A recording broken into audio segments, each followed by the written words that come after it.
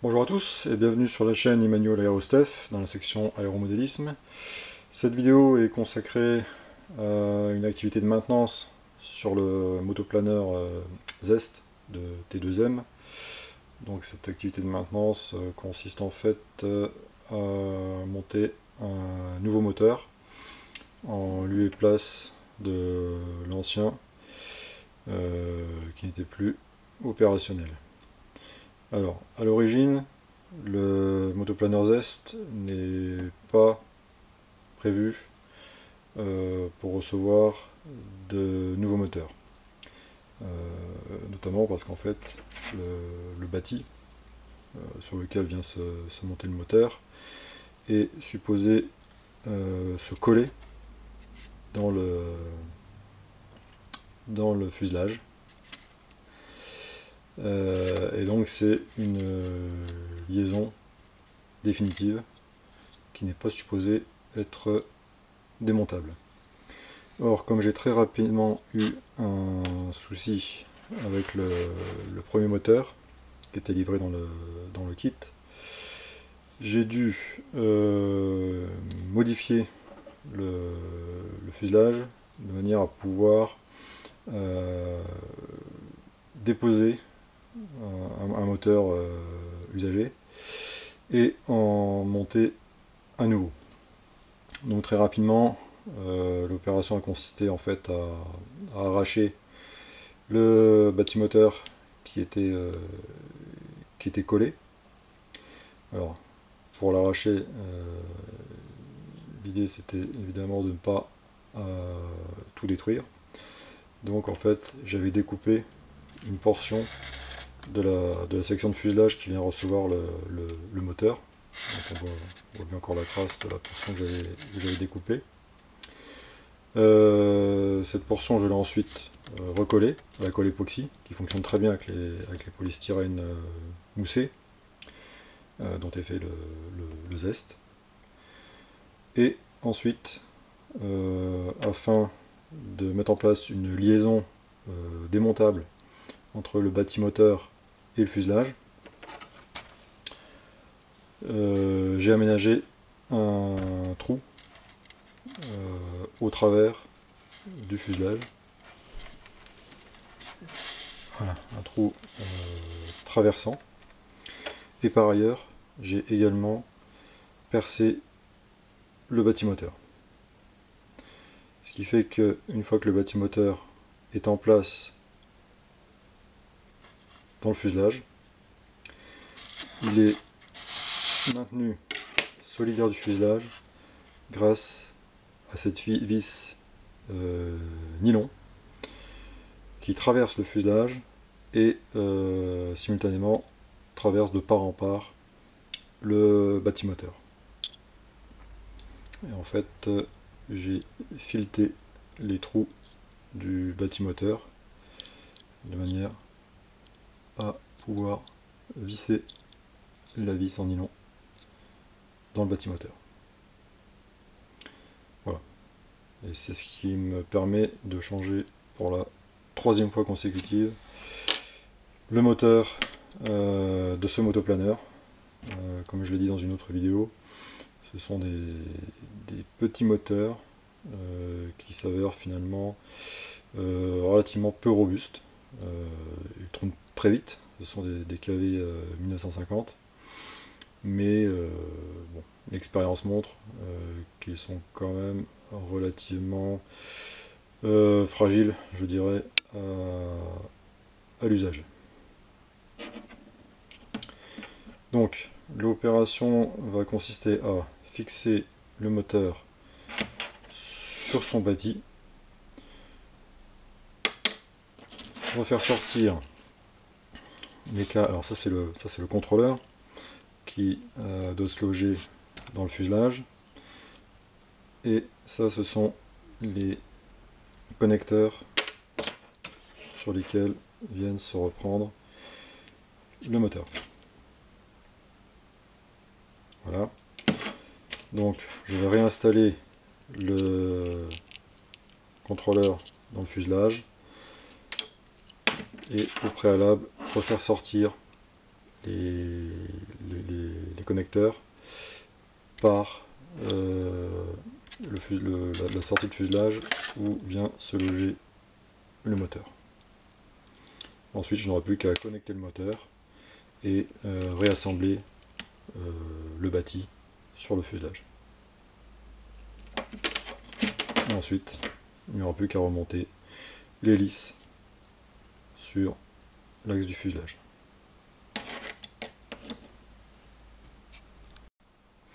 Voilà, le moteur est assemblé sur son bâti. Donc maintenant, les câbles du connecteur sont sortis. Voilà. Voilà, le contrôleur qui est dans le fuselage et les câbles de connexion moteur qui sont sortis. Donc, histoire de tomber tout de suite sur la bonne combinaison en termes de branchement, je me réfère au premier moteur qui était livré dans le kit et qui lui avait des fils colorés. Donc on voit que le fil tout à droite c'est le noir et que le milieu est le jaune et que le rouge est celui de gauche. Donc normalement en respectant le même schéma, on devrait être tout de suite dans le bon sens de rotation du moteur. Donc noir à droite, jaune au milieu et rouge à gauche. Voilà. Le nouveau moteur est branché au contrôleur et il est fixé sur son bâti. Donc maintenant il ne reste plus qu'à réintégrer le bâti dans le fuselage et solidariser les deux pièces grâce à la vis nylon traversante.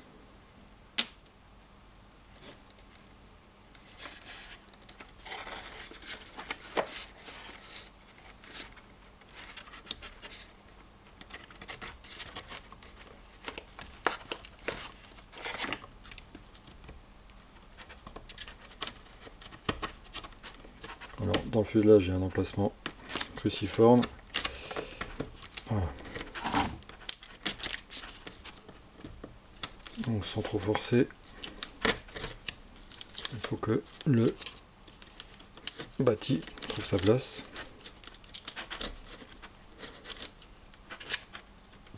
Voilà, ce qui a l'air d'être le cas.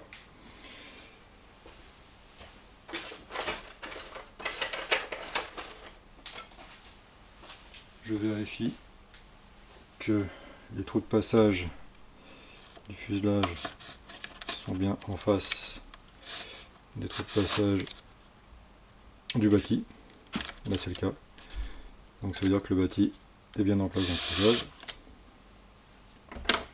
Et je peux maintenant procéder à la sécurisation de l'assemblage en vissant la vis nylon au travers du bâti moteur. Et donc cette vis va solidariser le fuselage et le bâti.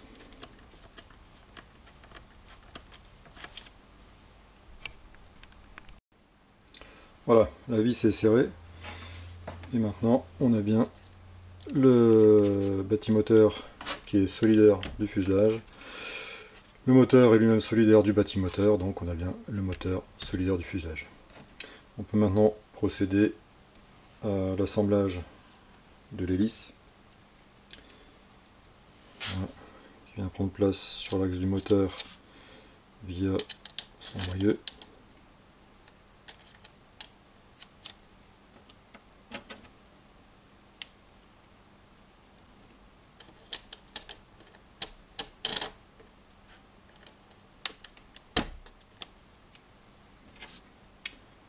Et on vient sécuriser le tout grâce à l'écrou.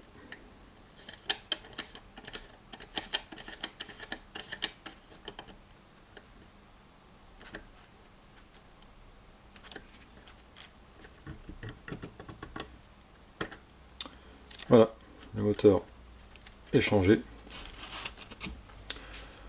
Bien sûr, il reste à valider l'ensemble par un essai moteur.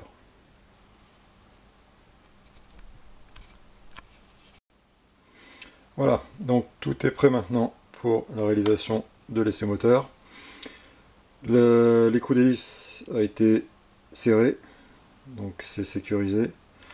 Je maintiens le planeur, le motoplaneur par le nez.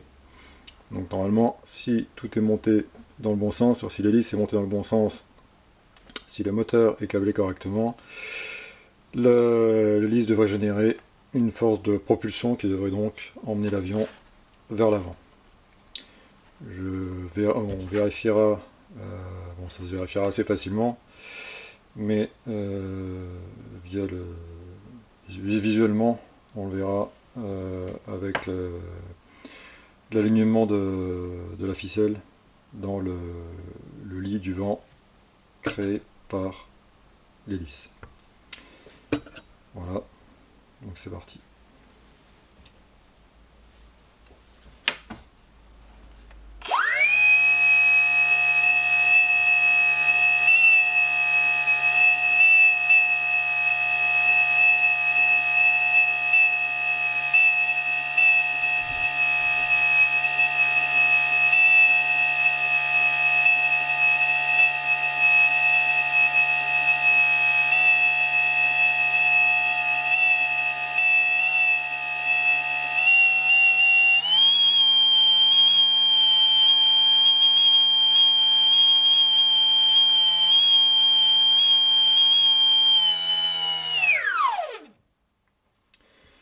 Voilà, donc le test est concluant. On notera au passage que ce couple moteur-hélice est vraiment très bruyant. Et même en vol, quand il est en altitude, le fait d'accélérer ou de décélérer le moteur génère un petit bruit de turbine très caractéristique. Voilà, c'est la fin de cette vidéo. Donc j'espère qu'elle vous a plu. Si vous souhaitez que cette chaîne continue à se développer, n'hésitez pas à vous y abonner. Et si la vidéo vous a plu, dans ce cas, n'hésitez pas à laisser un petit pouce bleu. Je vous remercie et puis je vous dis à bientôt dans une autre vidéo.